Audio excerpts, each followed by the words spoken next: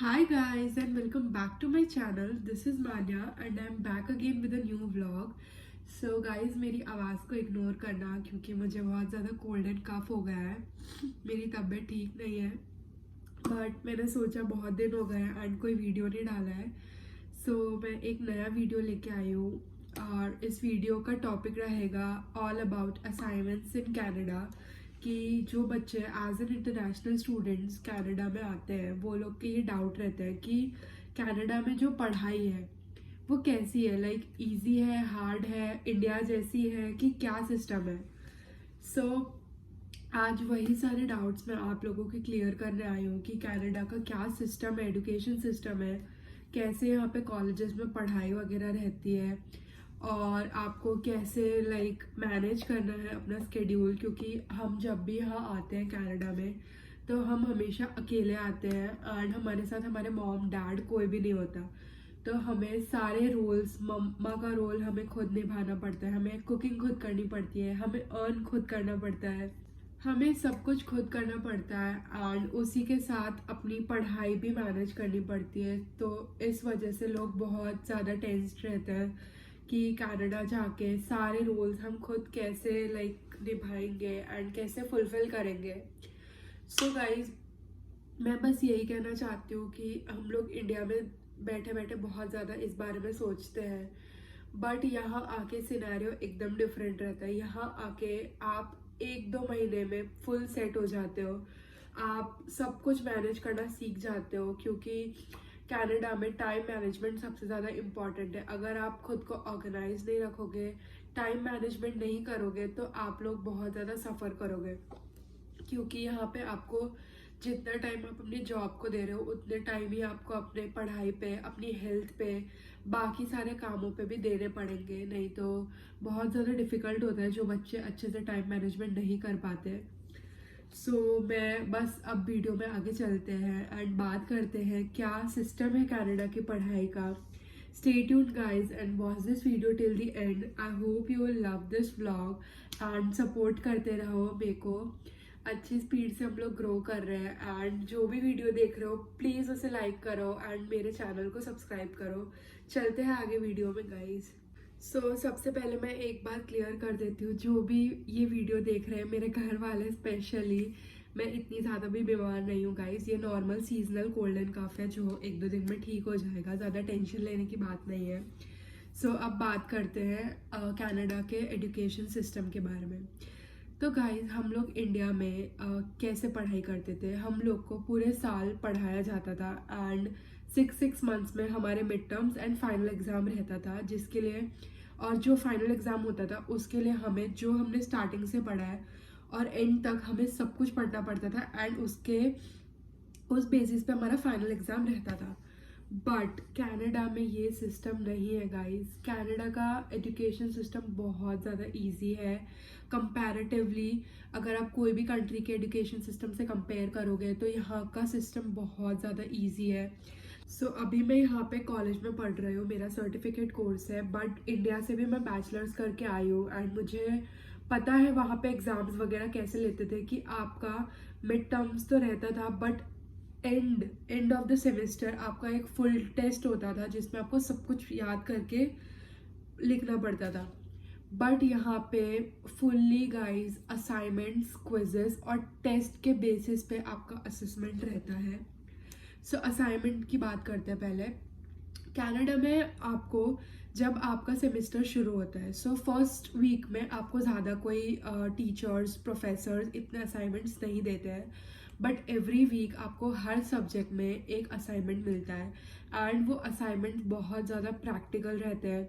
जो आपको क्लास में पढ़ाते हैं या तो उसके रिलेटेड आपको क्वेश्चंस देंगे, वो भी आपको ऑनलाइन. आपके यहाँ पे पढ़ाई सबसे पहली बात लैपटॉप्स पे होती है. यहाँ पे कोई बुक्स और पेन नहीं चाहिए होती. तो यहाँ पे मैंडेटरी है कि आपके पास एक अच्छा लैपटॉप होना चाहिए ताकि आप स्मूथली अपनी पढ़ाई कर सको. क्योंकि आपके टेस्ट, आपकी क्विजेस, आपकी असाइनमेंट सारे ऑनलाइन अपलोड होते हैं.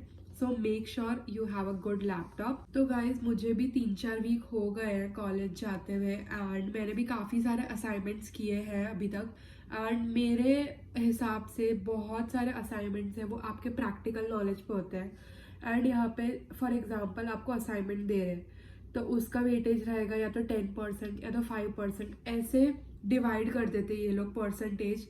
कुछ परसेंट आपका असाइनमेंट में रहेगा, कुछ परसेंटेज आपका क्विजेज में रहेगा, कुछ परसेंटेज आपका test and then final test. So quizzes वगैरह कैसे रहते हैं कि आपको जैसे कि हमें फर्स्ट 2 वीक में 4 चैप्टर पढ़ाए हैं, सो वो 4 चैप्टर का ये लोग थर्ड वीक में टेस्ट ले लेंगे एंड डन गाइस।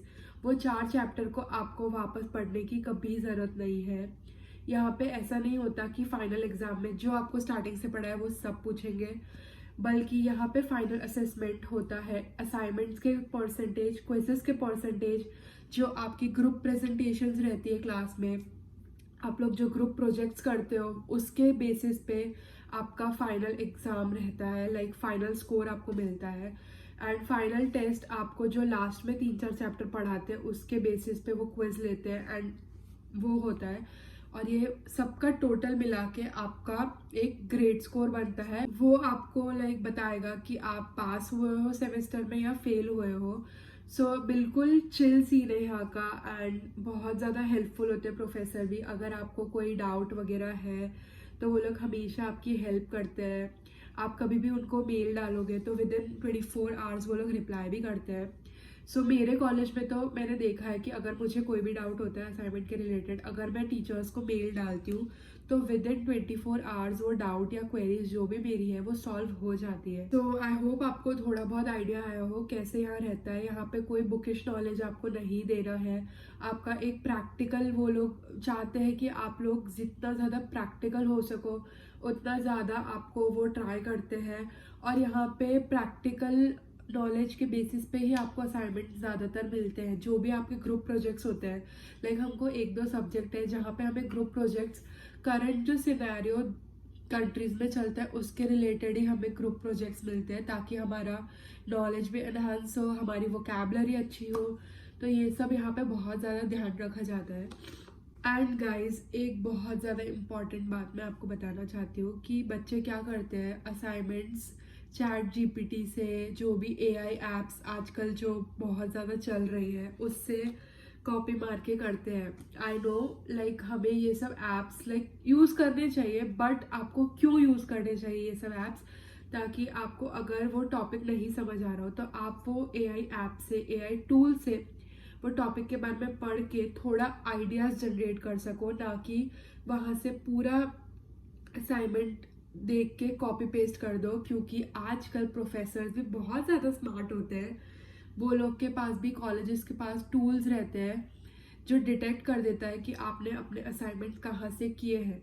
और आप लोगों को पता होना चाहिए, अगर आप कॉपी केस में यहाँ पकड़े जाते हो तो सीधा आपको फेल कर दिया जाएगा, आपको प्लैगरिज्म दे दिया जाएगा। एंड प्लैगरिज्म का मतलब है कि आपने असाइनमेंट्स या जो भी आपको क्विजेस वगैरह मिल रही है वो आप कोई एआई टूल से कॉपी करके कर रहे हो, तो वो बहुत बड़ा लाइक उसका रिपरकशंस हो सकते हैं गाइस। सो मेक श्योर कि आपको अगर नहीं समझ आ रहा हो तो आप अपने प्रोफेसर से पूछो, आप डेली लेक्चर्स अटेंड करो, क्योंकि यहाँ पे पढ़ाई के साथ मत कॉम्प्रोमाइज़ करना।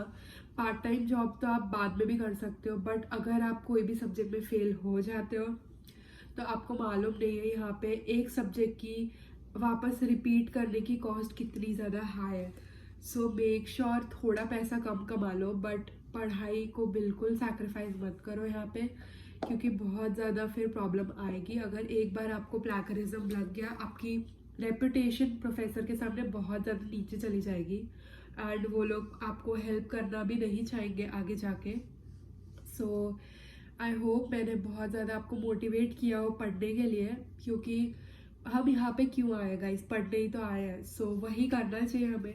पार्ट टाइम जॉब्स तो हम खाली अपने बेसिक खर्चे निकालने के लिए करते हैं, एंड एक बार आप फीस लाइक जो आपको नेक्स्ट ईयर फीस भरनी होगी वो एक बार आपके घर वाले भेज देंगे, बट अगर आप फेल हो जाओगे तो आप क्या मुंह दिखाओगे उनको। तो कभी भी एआई टूल्स के भरोसे नहीं रहना है। आपको मैं एक टिप देती हूँ इधर, अगर आपको जैसे कोई भी प्रोजेक्ट दिया है करने को, ठीक है, तो आपको वो नहीं समझ आ रहा है तो आप क्या कर सकते हो, आप पहले वो अपने प्रोफेसर या चैट जीपीटी कहीं से भी वो समझो टॉपिक के बारे में, वो समझ के आजकल क्विलबॉट, ग्रामरली करके बहुत सारे ऐप्स हैं जो आपको पैराफ्रेजिंग करके देते हैं।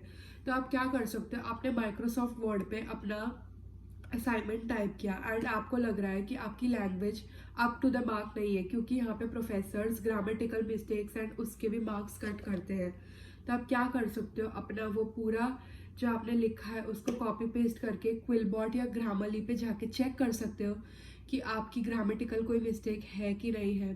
तो इससे आपको बहुत ज़्यादा हेल्प मिलेगी एंड आपका कंटेंट बहुत ज़्यादा अच्छा होगा। और जो जो कॉलेज के पोर्टल्स रहते हैं आजकल, मतलब जहाँ पे हम लोग असाइनमेंट्स वगैरह करते हैं, जहाँ पे हमारी लाइक कोर्स के रिलेटेड सारी इन्फॉर्मेशन होती है, वहाँ पे भी आपको कॉलेज वाले पोर्टल्स अवेलेबल करवा के देते हैं।